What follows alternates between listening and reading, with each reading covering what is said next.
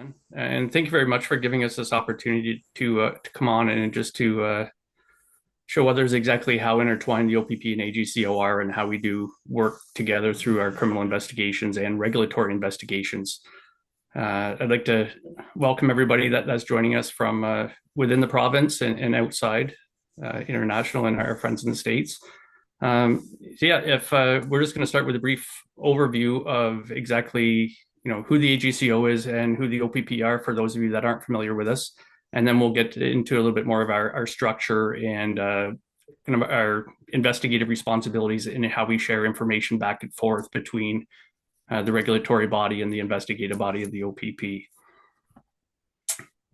So I know as a little bit about myself, I'm Dave Matheson. I'm a staff sergeant with the Ontario Provincial Police, and I work with our Investigation and Enforcement Bureau. And our bureau of IEB is embedded within the AGCO. Across the province, we have officers in all of the major resort casinos, and we also oversee the smaller slot parlors and some of the C-gaming sites. So I'll just turn this over to one of my colleagues at the AGCO, and they'll just give a little overview of who they are. Perfect. Good afternoon, everyone. My name is Justin Black. I am the Senior Manager of AML Oversight at the AGCO. It's a relatively new team for us here at the AGCO. I've been with the AGCO collectively for almost 12 years. I left and went to the private sector in the iGaming space, but now I've come back to rejoin the agency in this capacity. So great to be here and looking forward to this discussion today. I'll just start off with just giving a high-level overview of what we are at the AGCO and kind of what we're tasked with. So we're the Alcohol and Gaming Commission of Ontario. We're a provincially regulated entity agency, and we report to the Attorney General's office. So we're responsible for regulating several markets, including the alcohol, gaming, horse racing, and cannabis retail sectors. And we do that in accordance with the principles of honesty and integrity and in the public's best interest. So what you'll see there listed too are the acts that give us the authority to do what we do. Right, I'll just give an overview of who I am. My name's Stacey Gallant. I'm the manager of the major case section at the AGCO. It's a new department within the compliance and regulation areas for inspections that are done according to the various acts that we administer and regulate.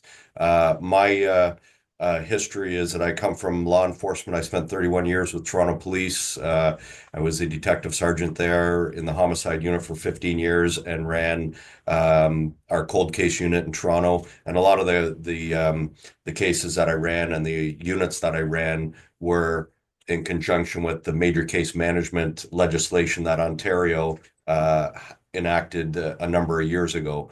So what I did in bringing that over to the AGCO about a year and a half ago was build a unit that manages serious cases of non-compliance in a parallel way that law enforcement would have approached it if it was a criminal investigation, and run it under the auspices of a major case, again, which is parallel to the legislation that we have for criminal investigations here in Ontario.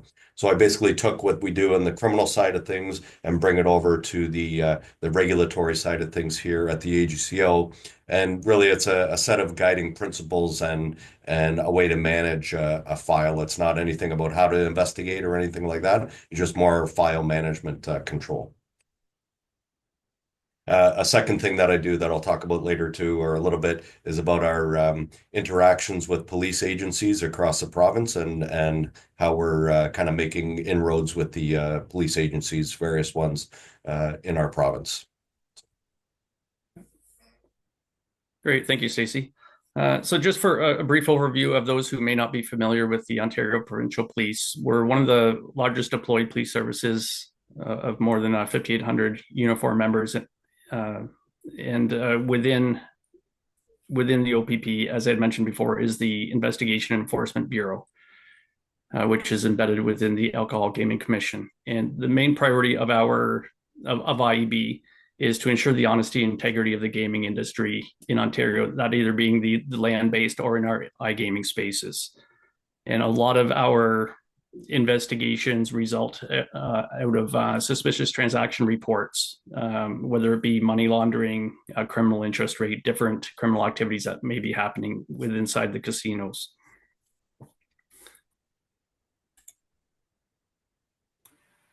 Thanks, Dave. So I'll just briefly talk about what our organizational structure is. So the branch that I'm attached to at the AGCO is our regulatory compliance branch. We call it the RCB for short. As you'll see there, we report into and channel and ladder up to the chief operating officer of the Alcohol and Gaming Commission. Below him, because our branch is so large, we have a deputy chief operating officer.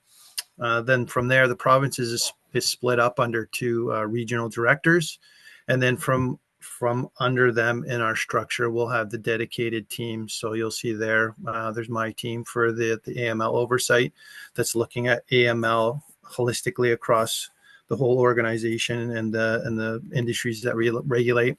But then we also have horse racing and their teams in that structure, veterinary services, and then our compliance folks there that look after compliance again across horse racing, cannabis, casinos, and such. So that's our structure within our branch. And like I said, the RCB branch is the largest within the AGCO. And just adding to that, my unit, which is the major case unit, would be directly underneath the deputy chief operating officer, and I would be connected to all of the teams in all of the different areas, whether it's liquor related or cannabis or gaming or horse racing. So I'm connected to all of the different lines of business that we have. And so within the Investigation Enforcement Bureau, we have approximately 150 officers spread out across the province of Ontario. And for those who may not be familiar with the Ontario Provincial Police, we're kind of like the state police, like Michigan State, Missouri State Police. So we oversee all the jurisdictions outside of the municipal police departments. And with a lot of our casinos, they fall within the municipalities. So we actually work within our policing partners' jurisdictions at the casinos and have a lot of joint force organizations where we have members from, say, Toronto Police, London, or Windsor seconded into our bureau. And that way we operate with our policing partners as we're conducting all of our regulatory and investigative duties for the casinos. So the way IAB is broken up, we have a chief superintendent with a superintendent and two inspectors under him. And then we have 4 staff sergeants underneath those 2 inspectors. And of us 4 staff sergeants, we have all the different casino sites and areas of responsibility broken up into hubs. So we have our equine drug unit that obviously works in the horse race industry, and our iGaming unit, who is really within the last 3 years has really grown. We've gone from, I think we started with about 2 or 3 constables and 1 sergeant about 3 years ago, and we're up to now about 15 constables and 3 sergeants. They are experiencing a very large caseload with the different amount of the operators that we have in the province on the iGaming platforms, and with the suspicious transaction reporting that's coming in through them. So they are a very busy unit, doing a lot of great work. Within our iGaming unit, they have also assumed our eligibility and major investigations officers, who conduct the key background checks on employees and applicants of companies. So they are also helping the iGaming unit with a lot of their duties right now to help catch up on a backlog of cases. And then where it says investigation teams, these are the teams that are kind of like our frontline investigative teams that are assigned to the different casinos throughout the province. The larger casinos will be responsible for smaller slot parlors and some of the C gaming sites.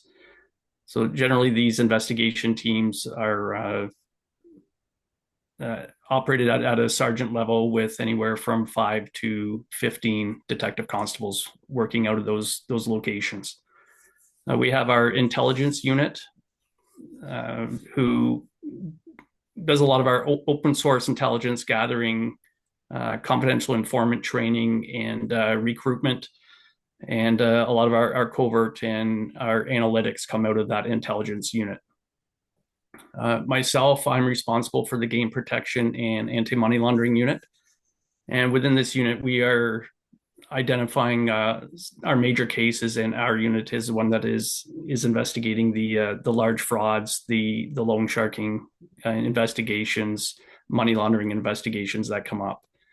And supporting all of our lines of business is our IAB surveillance team that we put together. We have about 30 members that are trained right now in physical covert surveillance.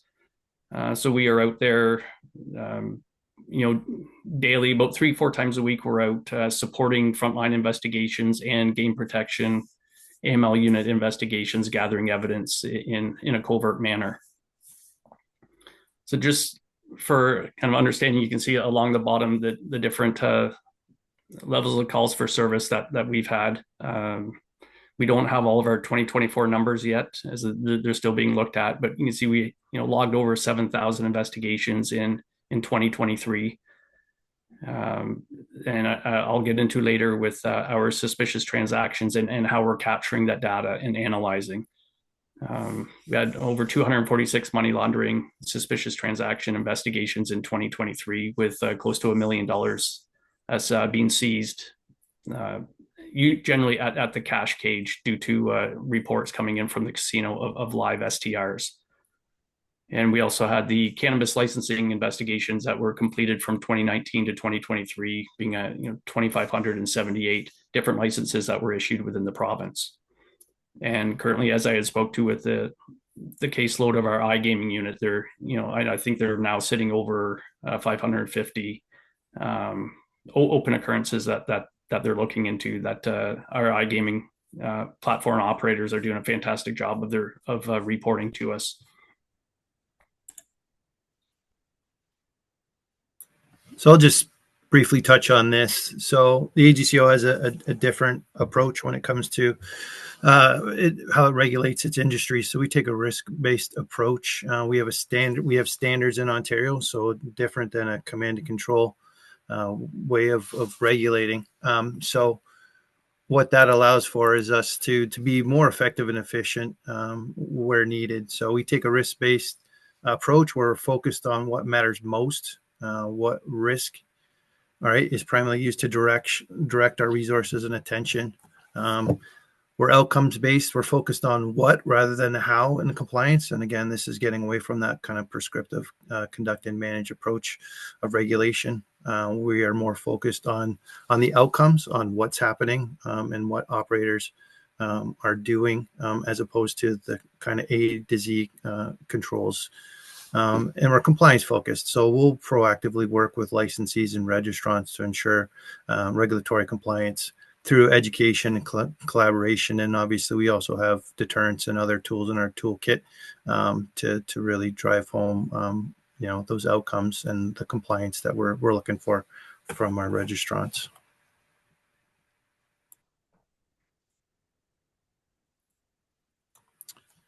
So just to touch on this next slide. So here, these are some of the things that our regulatory compliance branch and our frontline compliance inspectors, they'll go out and do. These are some of the activities that they're engaged in. So, they combining risk information with additional factors, right? They'll take a look at their compliance history, and they'll go out and then they will do regulatory assurance activities to ensure that the risks that have been identified are appropriately mitigated. And so these are some of the activities that you'll see our frontline compliance personnel inspectors do. A lot of education. They'll go out and educate. They're always available and open to provide any guidance or education with our registrants. They'll obviously then go do inspections, whether that's in person or virtually. They'll do compliance reviews, so they'll periodically go back and review, their compliance history, since becoming a registrant, look for any patterns that may be there of past issues.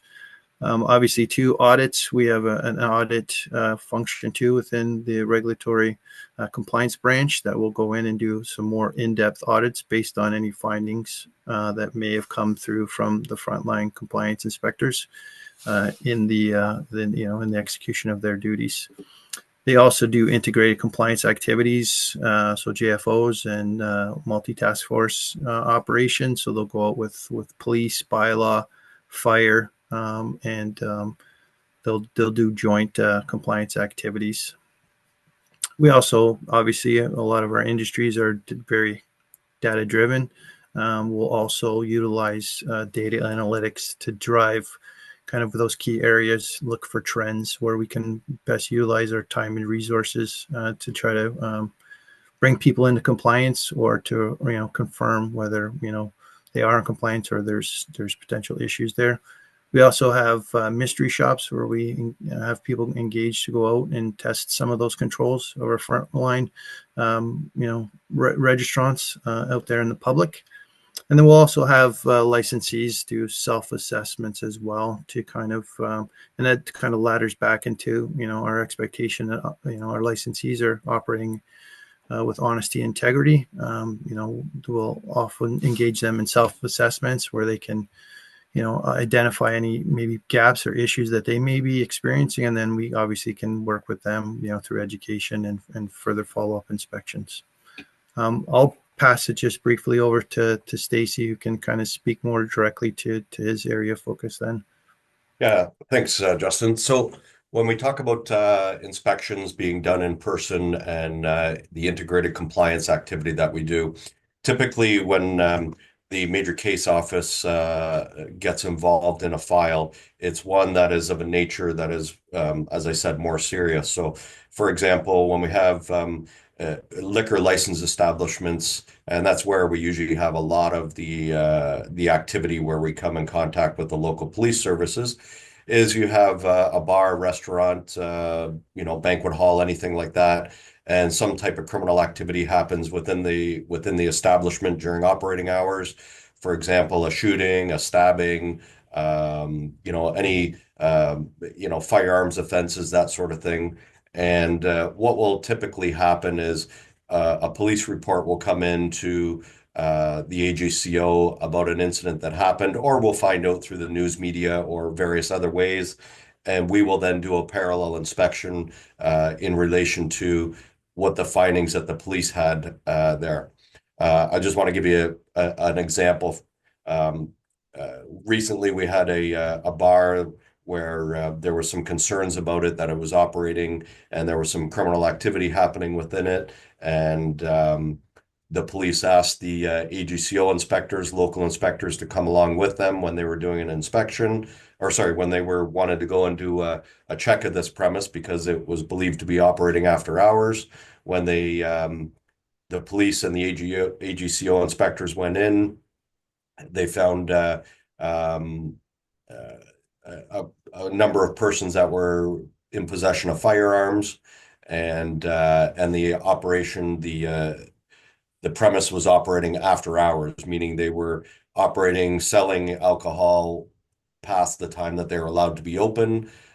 So, the criminal investigation is now being handled by the local police service in that area, and the inspection under the regulation for operating after hours and serving after hours and not operating with honesty and integrity by allowing people to come in with firearms and various things like that comes under the inspection authority of the AGCO. So as the police are running their criminal investigation for the firearms, the AGCO and my office is working collaboration to run an inspection series on this establishment to cite certain violations for allowing this type of behavior to happen in their bar or restaurant. End of the day, for example, there might be criminal charges laid against the violators for the possession of firearms, and we may cite certain violations for operating after hours, serving after hours, and we may even go towards an area of suspending a license or revoking a license, depending on what we figure out and how things unfolded. So we work in parallel with the police service at that end. They share information with us on their findings. There's an exchange of information oftentimes because we need the same information they need. We might have certain information that they require, or the police require, and we can share information between our two entities. For the purposes of sharing of information, the AGCO inspectors and the information we gather, we are considered law enforcement for that purpose of sharing information under privacy acts and that sort of things that we have here in Ontario and Canada. So that's kind of the ongoing sharing of information that we have with active investigations. Another form of the police interaction that we have, when it comes to inspections that are done by our inspectors, we have about 120, 130 inspectors across Ontario that go out and do regular inspections at all of our entities, whether it's cannabis stores, bars and restaurants, casinos, or horse racing venues. Our inspectors do various inspection details at all these locations. One of the ways that we determine where things are going to, which premises are going to be inspected, for example, in the liquor areas, we have the history of the premise, what's happened in the past, to kind of help us determine whether or not we should be inspecting this place more often than not. Secondly, we have a program that we're setting up where we have an exchange of information with police services that come directly into our records management system. Currently, we have it set up with the OPP, which you've heard from Dave. They are a large swath of Ontario that cover a lot of areas. And what happens with the OPP currently is anytime there is a call for service from the OPP where there's a report generated, and it's consistent with the address of one of our licensees for liquor. What they do, it's an automated system. It sends to our records management system a report to say there was a police interaction at this location. So that happens kind of out of sight of any of the inspectors, and it comes into our systems automatically. And we're currently using data analytics to generate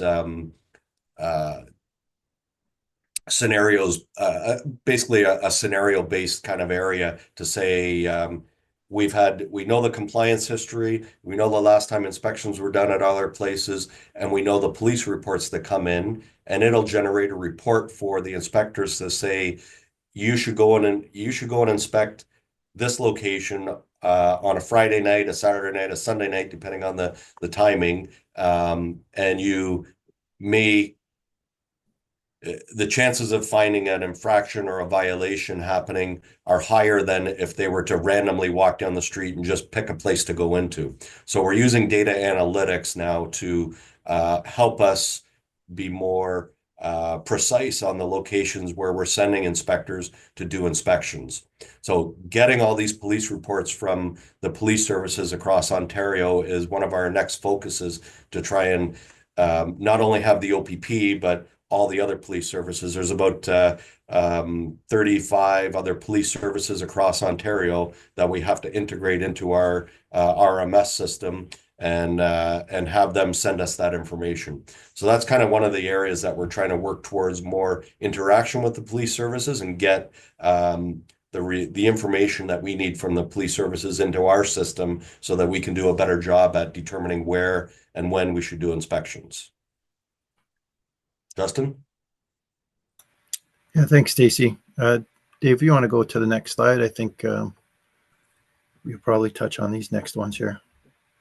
Sure. So just an overall example of some of the different things that IEB and AGCO are intertwined with. You can see, the training, game protection, the different AGCO rules of play for games, the approval process for that. Our AML, anti-money laundering programs are heavily intertwined with our data analytics and our liquor license investigations, as Stacy was just talking about.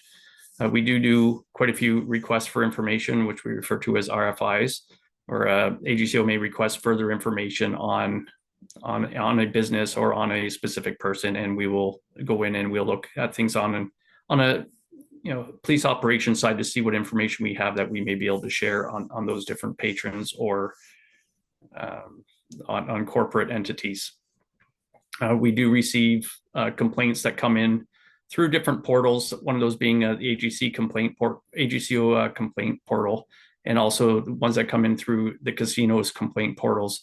AGCO will often notify us if it looks like there's some kind of suspicious or criminal activity.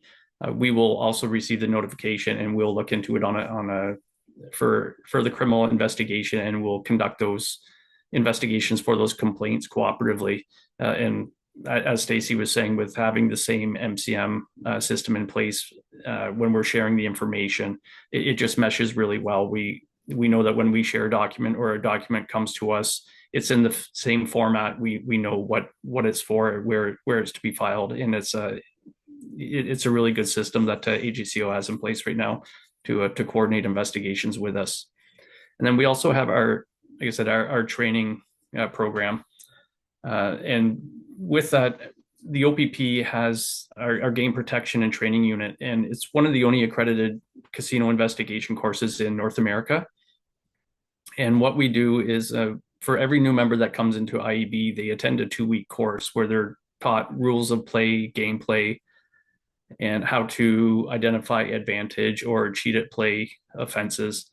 And the purpose of that is, as the investigator gets integrated with the site, when the casino operator surveillance department calls to say that they've identified a cheat during a certain game on a patron, the officer is able to review the information sent through by the surveillance department and have a look at what the surveillance operator is seeing, and based on their knowledge of the different gameplay and rules of play, they're able to then take on the investigation themselves. And what the purpose is here is for when it gets to court proceedings, that the officer is able to testify to criminal cheat at play evidence in court. We do have gaming experts within our game protection unit that will provide expert opinion reports for the court. And they also provide expert reports to our policing partners in out of jurisdiction. So for GPEB in British Columbia, the Gaming Policy Enforcement Branch, we will draft up expert opinion reports for use in court out there also. So as I was saying, the 2 weeks table games course is offered to every member that comes into the Bureau.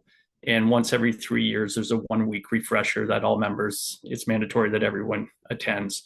We do have Ontario Lottery and Gaming members, AGCO members, and municipal policing partners that also attend the course. And we do work quite a bit with municipal policing partners to train undercover officers on different gameplay. One of the areas we also cover is harm reduction techniques. We've taken a really strong stance and have a big focus on the mental health of our patrons. We recognize that gaming can be an addiction for some people, and we've really changed our tactics on how we used to deal with it. We used to be very punitive and deal with it on a monetary, like a fining system for provincial offense notices and provincial offense summonses to send the person to court. Where now we've changed our approach, and we're focusing much more on the addiction side of things. We've got some great community partners involved, Canadian Mental Health and different organizations that are working kind of hand in hand with the officers when a patron who has some serious gaming addictions is identified. We're doing what we can to support that person.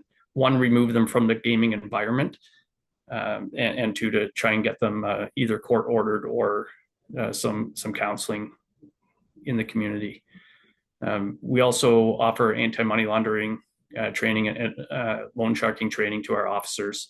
And we have gone out to some of these service providers to provide some information and educational opportunities on loan sharking.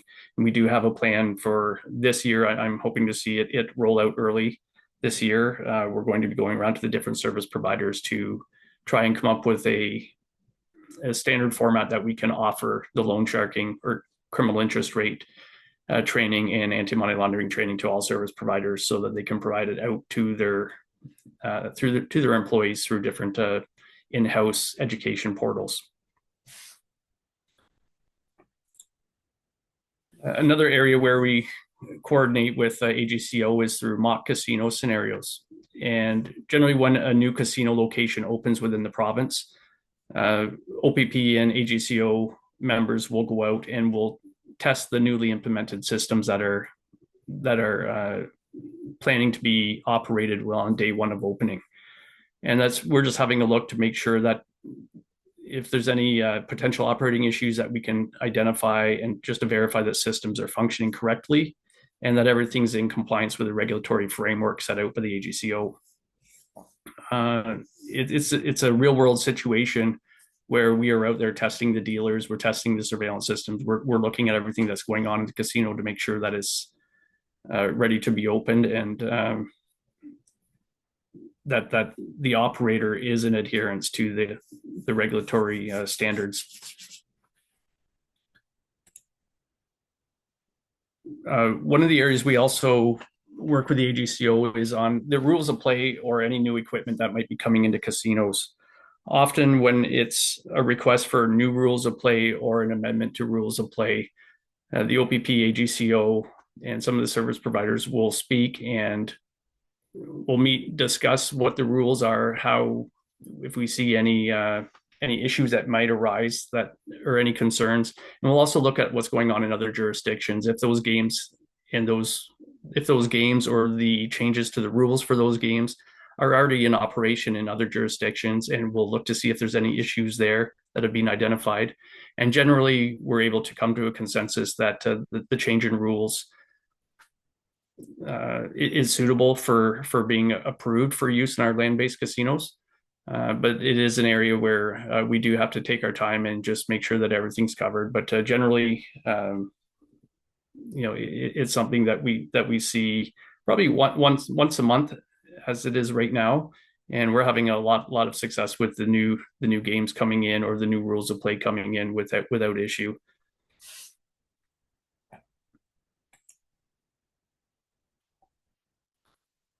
And just kind of a cross reference to see how it is that the OPP and AGCO work together. When we're conducting our investigations for liquor, gaming, cannabis, or horse racing files, there's quite often a compliance activity that's going on the other side of our investigation. We do try and make our notifications early to AGCO if we're finding regulatory issues during our criminal investigations.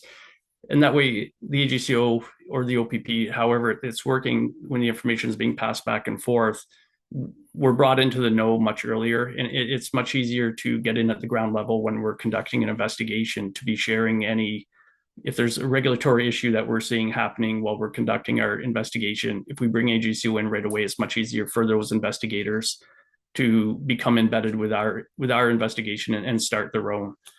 I will say a lot of the time, that if we're identifying regulatory issues within our criminal investigations, 9 times out of 10, the operator is not aware that it's happening. A lot of it is the criminal's job to try and get away with it, and it's our job to try and find it.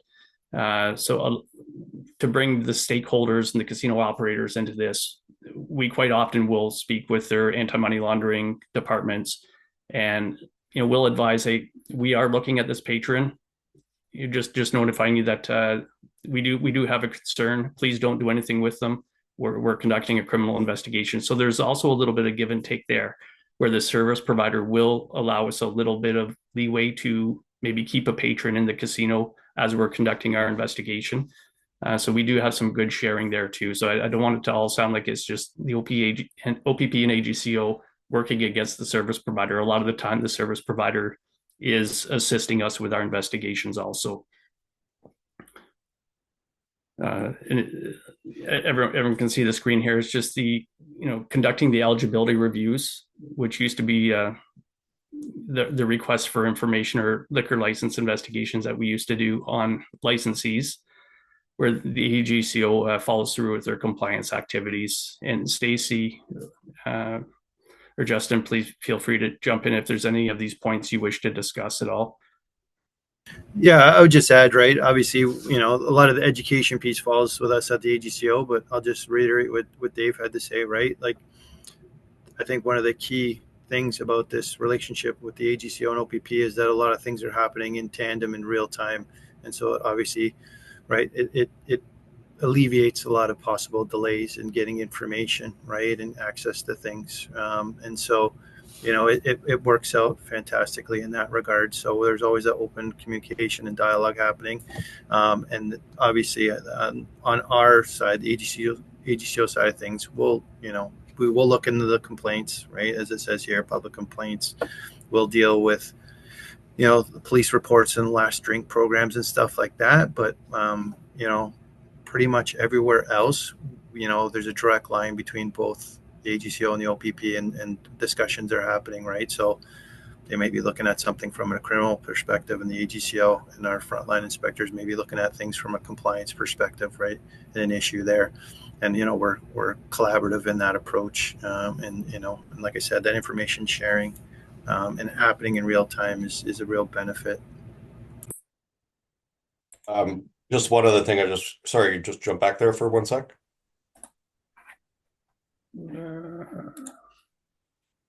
So at the bottom there, it says deal with police reports and last drink program. I already talked about kind of what the police reports are, just a little bit about the last drink program and what we have set up there.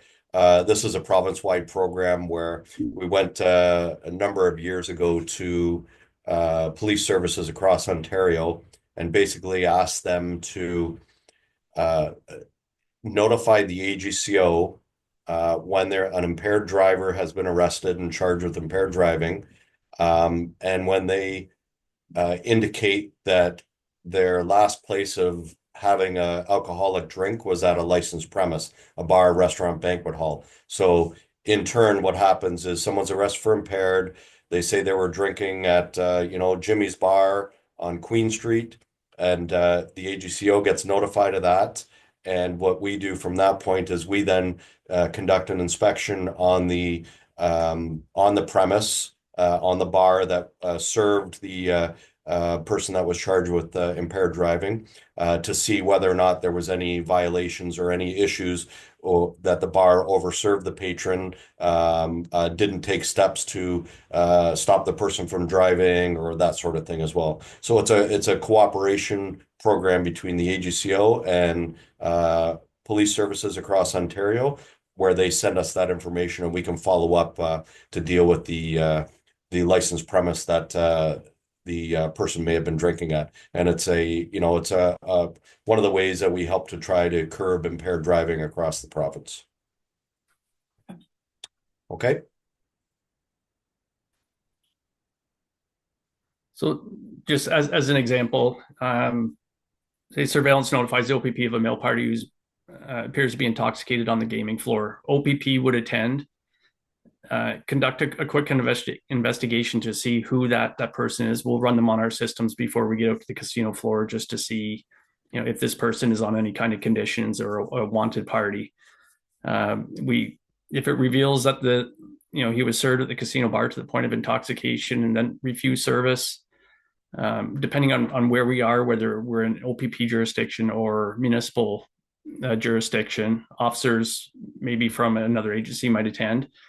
We'll escort out security for the casino. We'll take care of things by issuing the trespasses, and OPP will lay provincial charges, whether it be for public intoxication or anything else that may come up through breach of bail violations or execution of arrest warrants. And then we will send a notification to the regulatory compliance branch, and they will also have a role. So, and that's where, as Stacey and Justin were just saying, that now the compliance branch will come in and have a look at exactly where was this person drinking, how much were they drinking when they were on site, was it outside alcohol that was consumed before they came in. So there's that whole, it's just the way that the two different roles of the OPP and AGCO mesh kind of right from the very beginning, with first and foremost public interest and public safety being paramount for everyone that's involved. And as we see at the bottom, the OPP creates major incident notifications, and the AGCO creates incident notifications for contentious matters. And we're constantly sharing information back and forth through those.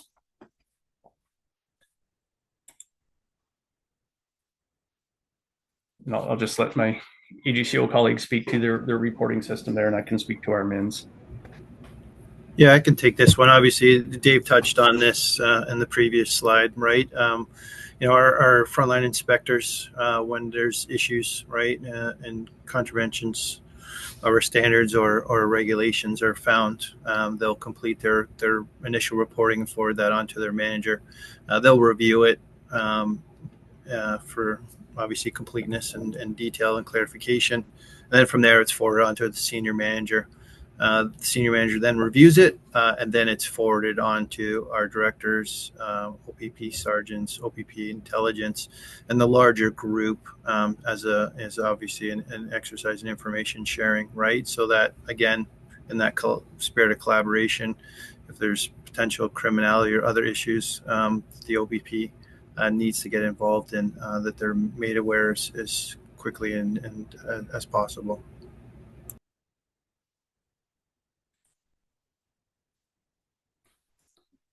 So as I mentioned, the OPP, when we're conducting our various investigations, if there's something that requires a notification up our chain of command, we'll have the officer write up a major incident notification, our MIN. And within our MIN, we have a number of questions and areas that have to be satisfied in order for that notification to go from the investigator's supervisor up to dispersal through to our command staff. And we'll ask questions, did the service provider follow the notification matrix? Was our intel unit engaged? Was an intel bulletin completed for distribution? Were local police contacted to assist? And was AGCO compliance notified? Upon review, if the supervisor sees any of those areas that haven't been completed properly, it goes back for further investigation, and we're not allowed to make the notification until it's satisfied that all the partners have been properly notified. And that's one of our ways controlling that nothing's getting missed, and that everything is being provided onto the stakeholders and our partners to make sure that all relevant information for these investigations or incidents is being shared. Yeah, I'll just briefly touch on this. A lot of this stuff, I mean, we've previously touched on. So obviously, with a specific tool to my team and our anti-money laundering oversight team, right? We'll conduct inspections and investigations across all lines of business. We take a holistic approach, and that's obviously again through on-site and virtual inspections, investigations. So very similar to what our frontline regulatory compliance inspectors would do. And then again, a very strong collaborative approach with the regulatory compliance branch inspectors and their management team, and obviously Dave and his team in the OPP and the IEB section. Our anti-money laundering oversight team, will be proactive and reactive, right, in our compliance reviews, and we're focused on our standard, AGCO standard 6.3, which states that reasonable measures must be in place to identify and prevent suspicious money laundering activities at gaming sites. So that's where we spend a lot of our time focusing on that. And again, because we are such a heavy data-driven agency, we leverage data to drive our strategic assurance activities. So whether that's through data points, through information that we have internally, or through information we receive from the OLG or iGaming Ontario or whoever those service providers are, we'll use that to help drive where we need to spend our time and energy doing our reviews.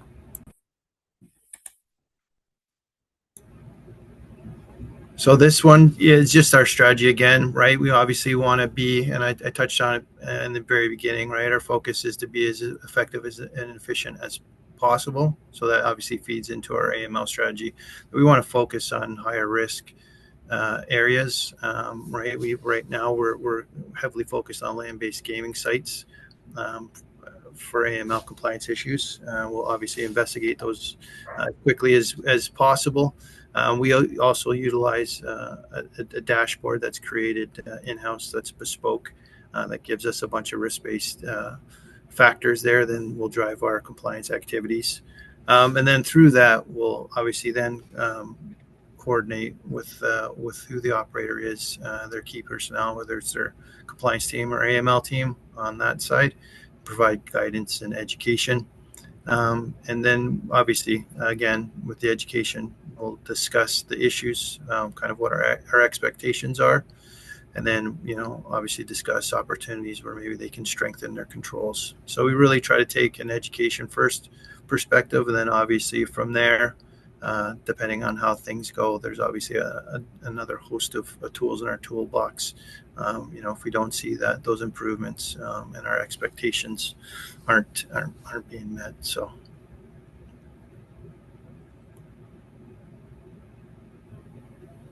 Again, just to reiterate, it's a really strong collaborative approach between, my oversight team, the regulatory compliance bench, and OPP. And again, we're always sharing information. We're always in contact with each other, which obviously expedites and makes things easier from, a information gathering perspective and sharing perspective. So, here for an example, an STR could indicate non-compliance with some of our standards, and then that would trigger, a regulatory review. So we have reoccurring meetings with the OPP to share information, and we're always, like I said, always have that constant touch point across both groups. So. And just to build on what you're saying is, I know within IB yearly, we identify our strategic priorities quarterly with our long-term and our short-term goals for those. And those strategic priorities are communicated to AGCO and vice versa. We receive AGCO strategic priorities also. And what we find is often we're working, towards the same goal. So it's just another way that, we ensure that, between the OPP and AGCO, we're aware of what our goals are and what we're working towards. And we just another area that we collaborate to make sure that we're delivering an effective service. I just want to quickly talk about one of the areas where IEB and AGCO are collaborating. We both have different suspicious transaction reporting dashboards for our anti-money laundering efforts. Within IEB, when I started with the Casino Enforcement Unit in 2015. And when we received a suspicious transaction report from one of the service operators, it was usually a piece of paper that was slid underneath the office door in the middle of the night. And officers in Sarnia wouldn't know what's going on in Fallsview or in Niagara Falls, in Windsor, and Toronto. And what we've developed is a dashboard that monthly we receive all these suspicious transaction reports that are uploaded into our dashboard for review. They're analyzed, and we have our different threat indicators for identifying different patrons that may need a closer look. We have right now, I believe we're sitting around 9,000 unique names with over 24,000 STRs that have been analyzed. What our dashboard will do is rank them based on different indicators. And then we're then able to take that information, that patron's name, have a deeper look at what the STRs are indicating, and we assign those through our significant target action report out to one of our investigators in the field, and they will do a deep dive into that patron and try to identify criminality. If there is criminality identified, if it's something beyond that member's unit, that their abilities to investigate, they'll often be forwarded onto our anti-money laundering team to conduct a criminal investigation, whether it be fraud, money laundering itself, or human trafficking, what have you. We've had a lot of success in the last 2 years since the dashboard went live. We've had a $55 million fraud case that we were able to bring to a successful conclusion in 2024 based on the AML analytics and the excellent data that was being provided by the service provider themselves through the STRs. So this is just kind of a sample. A lot of the names are obviously blurred out, but you can see our number one person on the dashboard has 213 suspicious transaction reports associated to his name. Prior to 2023, when this went live, we didn't really know about this person because the different casino hubs weren't speaking. They weren't talking to each other. The data wasn't being shared. So it's just one tool that we're using. And I know AGCO has a similar dashboard, and monthly we have discussions with AGCO on their side of things, and we'll compare different patrons and look to see who's an emerging threat within the casinos.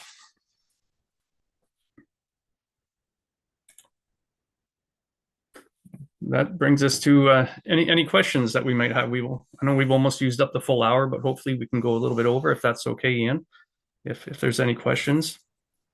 Yes, Dave. Well, firstly, Dave, Stacey, Justin, thanks so much for this in-depth webinar. I mean, it's been certainly been informative, really stressing the importance of things like exchanging of information and collaboration. And we do have a number of questions both in the chat and came in advance. So if you do have a couple of minutes, I'd like to go through them if we can. But we have one question came from Josephine. I think Josephine, correct me if I'm wrong, you're land-based here in Ontario. Dave mentioned utilizing partners for players experiencing gambling harms. For land-based casinos, does the OPP use the services of the on-site or virtual PlaySmart Center? And secondly, does the OPP keep numbers or stats on the number of people referred to CMHA or other community partners? Sure. So yes, we do use the on-site services. One of the things we ask our officers to do when they have that initial engagement with the patron, if it's on the floor for, say, a self-exclusion violation, we will try and get that person to attend the PlaySmart Center with us and try and get things moving right then and there with getting them some information for help. So yeah, we do engage with Connex and the PlaySmart Centers. And as we speak right now, we're actually developing a harm reduction dashboard that tracks all of our self-exclusion violations across the province and identifies our top patrons of concern. It ranks them from the highest violator to the lowest. So we're going to have a much more fulsome picture of who are the people that we've identified that need some help. Because right now, up until a couple months ago, when you started building the dashboard, it was always reactive to the site at the time when the notification was coming in of a self-exclusion. If the person's not within the self-exclusion program, and for those outside of Ontario, the self-exclusion program allows a patron to sign themselves up to basically trespass themselves from the casino to put a stop on their gaming play for a while, to take a break. So if you're not within the self-exclusion program, we don't know if you have a gaming addiction until you take that first step. But once you're into that program, we're able to see the numbers and start identifying people that may need some help. Perfect. Thanks for that answer, Dave. We have another question in the meeting chat. This comes from Brian asking, from all the data that you exchange, from all of the information that you have, what criminal trends are you seeing in the data that you're getting in the sports betting in the casino space? So I get the trend on the iGaming side it's a lot of fraud is what we're seeing right now. It's accounts that have been fraudulently obtained either through stolen credit cards or identification being used by the person to get an account. So a lot of that's being shared by the service provider to our iGaming unit, and then the investigations are being conducted that way. Through land-based, what we're seeing right now in the AML unit is your traditional suspicious funds. where a person attends with bundled money to buy in for chips, and their occupation doesn't meet, isn't in line with what type of money they're showing at the casino, or they travel great distances, things like that. So we're still seeing at the casinos that traditional suspicious funds, and a lot of fraud through the iGaming right now. I hope that answers the question. I think it does, unless there's any follow-up from Brian. I'll keep monitoring the chat for that point. A number of our pre-questions were related to the building and design of this kind of working relationship. A number of our members across North America are looking at building the type of collaborative relationship that you have. The regulator or gaming commission working hand in hand with their law enforcement local partners, or their statewide partners in the case of the US. Question, I think, for Stacey, if I may. You mentioned earlier on you're looking to expand the number of police services who are connected with your notification system. When you approach a police service for the first time and you explain what you're doing and how you're looking for exchanging law enforcement information to a non-law enforcement agency, how does that conversation tend to go? What are some of the challenges that come with that, and crucially, how have you overcome them? Sure, that's a good question. There's a couple of different aspects there. Like, as I said, the AGCO, for the purposes of information sharing with police services, is considered law enforcement under FIPA and MFIPA, the privacy acts that we have. We are considered law enforcement for that purpose. So that makes it easier for the law enforcement agencies, obviously, to share with us and send that information over. Typically, what I've been doing is I've been going out to meet with chiefs or deputy chiefs of various police services, and basically set an hour of time or an hour and a half and go through kind of what we do, and bringing back to kind of that sharing of information that needs to happen. Oftentimes, what I'm finding is the deputy chiefs or the chiefs are not aware that we're not engaged, or that their particular service is not sharing with us.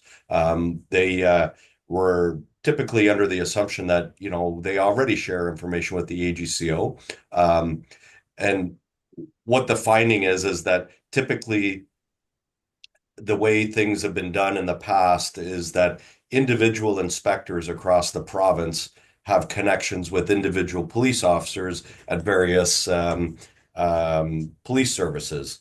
And they would request reports on incidents that may happen directly from a police officer that they know, that they worked with, that they, have,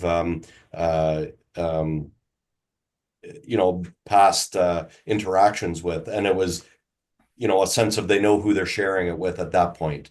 But the broader area is when we talk about automated sharing of information for the purposes of getting information on all of our licensees electronically without any human interaction to it. We're not requesting things, we're automatically getting them through this automated system, and it takes that human factor out. We filter them when they come to us for erroneous police reports. Up north, sometimes we get police reports for a bear in the back parking lot going through the garbage and the police responded. That's not of interest to us. But a fight in the parking lot certainly is of interest to us. So we have to filter out what we get from the police services. And I have those conversations with the police services, and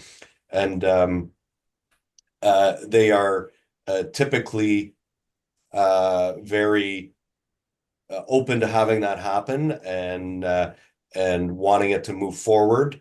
We're going through that process now where for one of the larger police services in Ontario, we're in the middle of drafting an MOU specific to their RMS system that will allow that sharing to happen, the automated sharing of their general occurrences that come in.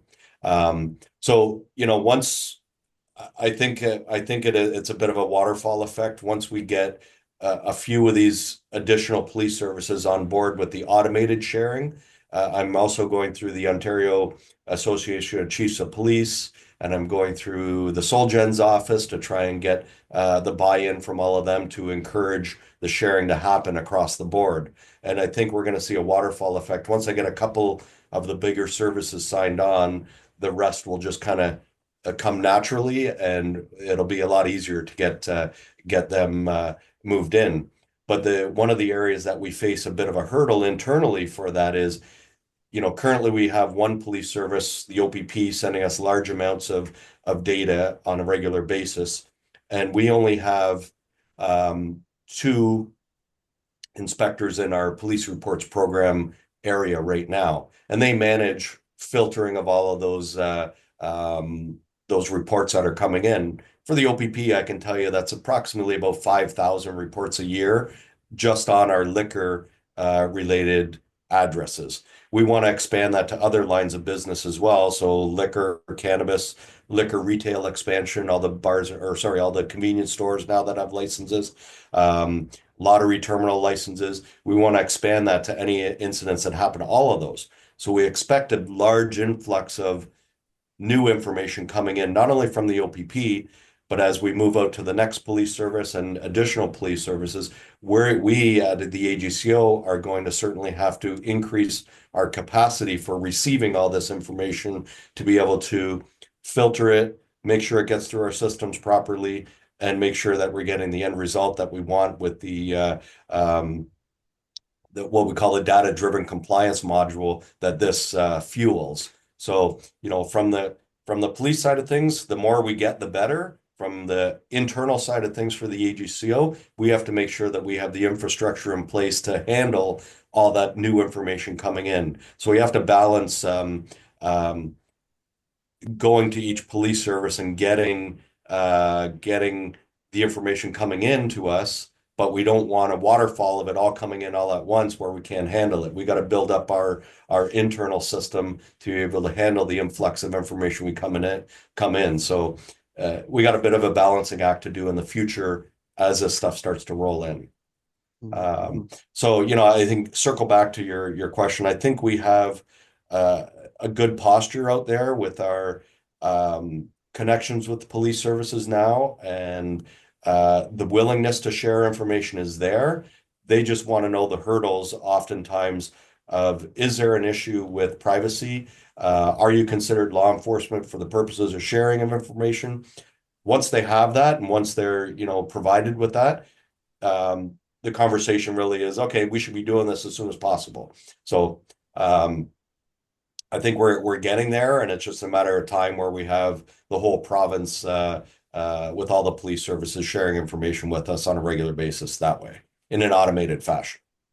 There is still the need to go to the police services individually when we have, for example, the major cases that I deal with, when we have shootings, homicides, sexual assaults, things of those natures that we're running parallel investigations.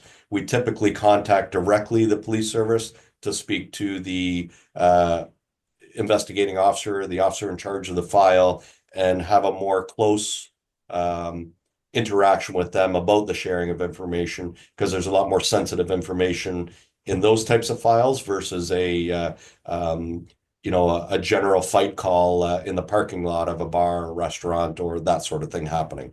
So we still have the two streams of information coming in, the automated system plus direct connection with police services for sharing of information. Perfect. Thanks for that, Stacey. And it leads me nicely on to another question we had was about resourcing. So as you've just alluded to, and as Dave mentioned earlier on, the workload is increasing, the volume of information is increasing. I'm sure your budgets aren't increasing in equal measure.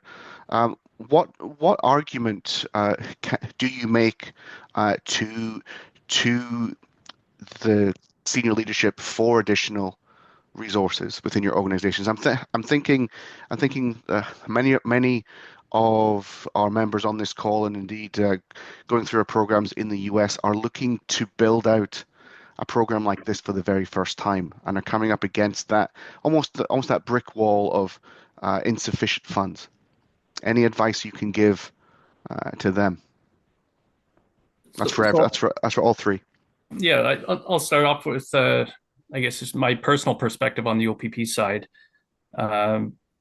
Like everything when you're starting, you have to show that it's needed, that you're a required entity. We do have the luxury with the OPP where legislation exists stating that OPP officers are to be involved. So we do have that benefit on our side, but we still have to ensure that we remain relevant, and that we're able to show to our command outside of IEB within the OPP and to the provincial government that we do need more bodies because of the data analytics that we have to justify and show what work we are doing. In policing, it's quite often, and it's more than likely worldwide. I know it's within North America, it's always do more with less. And unfortunately, that is something that we currently work through. We do have a lot of vacant positions that we wish we could fill, but we just don't have enough frontline members to draw from. Within our bureau, if we're going to fill a position, we have to ensure that there's someone able on the front line of the OPP to fill that position when we take it from a detachment area. So, like I said, quite often it is do more with less, and just show that you are needed and remain relevant. Perfect. Thanks for that, Dave. Conscious of everyone's time, there are no other questions in the meeting chat at the moment, so I'd just like to take this opportunity again to thank Dave, Stacey, and Justin for your time, both in preparation for this webinar and presenting today. A lot of positive comments in the chat and coming through on the text line. Very well received. I'm sure there'll be many follow-up questions as many of our members start implementing some of the strategies that you've talked about, some of the points you've discussed today. So on that note, I'd like to draw this webinar to a close and look forward to seeing many of you at our next webinar, which will be announced very shortly.